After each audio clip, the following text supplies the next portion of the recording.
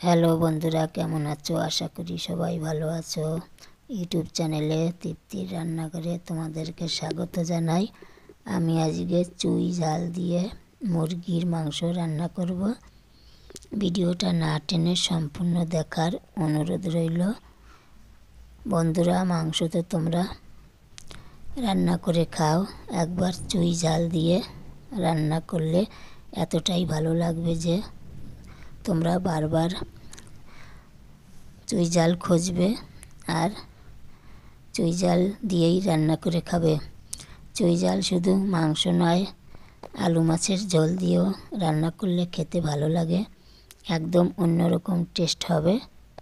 তাহলে দেখে নেওয়া যাক। আমি কয়েকটা শুকনো লঙ্কা, কাঁচা লঙ্কা, ধনে জিরা, 1 চামচ আদা কাটা, এগুলোকে একসাথে মিক্সিতে পিষে নেব। আমি এখানে পেঁয়াজ কুচি 2টো, একটা বড় সাইজের আলু, 1 পিস টমেটো, আর কয়েকটা রসুনের কোয়া, আর কেটে রাখা চুই ঝাল নিয়েছি, আর বাটা মশলাও নিয়েছি। মাংসকে আমি পরিষ্কার করে ধুয়ে নিয়েছি। একটা কড়াই গরম করে নিয়েছি। কড়াইতে জিরা, গোটা গরম মশলা ভেজে তুলে নেব।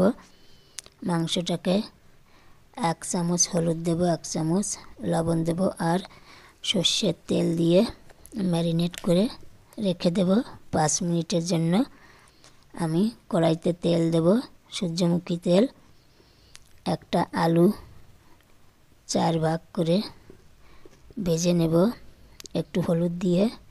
হলুদ দিলে আলুর কালারটা ভালো হবে। আলুগুলো ভাজা হয়ে গেছে। এখন আমি আলুগুলোকে তুলে নেব। ওই তেলে ফোড়নে দেব তেজপাতা, গোটা গরম মশলা, আর 2টো বড় সাইজের পেঁয়াজ কুচি। পেঁয়াজটাকে লাল লাল করে ভেজে নেব। কয়েকটা রসুনের কোয়া দেব, খোসা ছাড়ানো, নেড়ে নেব। বাটা মশলাটাকে দিয়ে দেব। 1 পিস টমেটো দেব। আমি এখানে মশলাটাকে ভালো করে কষিয়ে নেব। যখন দেখবে মশলাতে তেল ছেড়ে দিয়েছে, তখনই বুঝতে হবে মশলাটা কষা হয়ে গিয়েছে।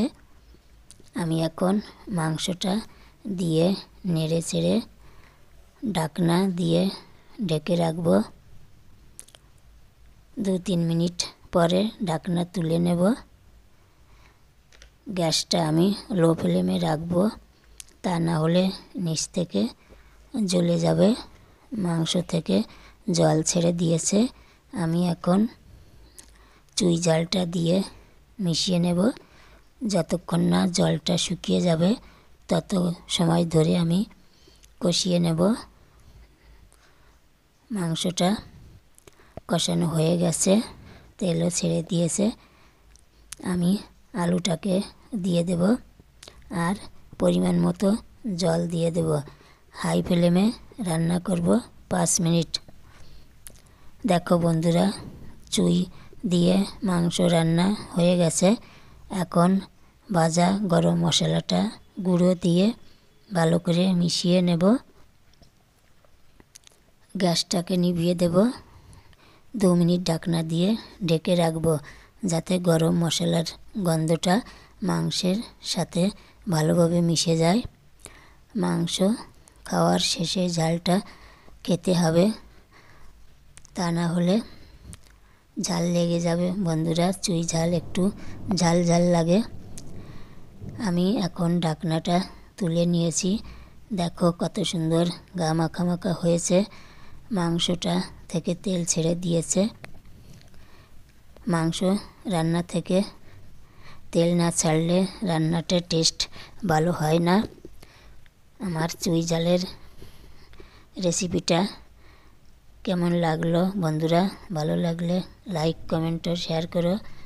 আর যেসব বন্ধুরা ফেসবুক থেকে দেখছো, প্লিজ আমার চ্যানেলটাকে ফলো করো। আর যেসব বন্ধুরা ইউটিউব থেকে দেখছো, প্লিজ আমার চ্যানেলটাকে সাবস্ক্রাইব করে পাশে থেকো নতুন নতুন ভিডিও দেখার জন্য।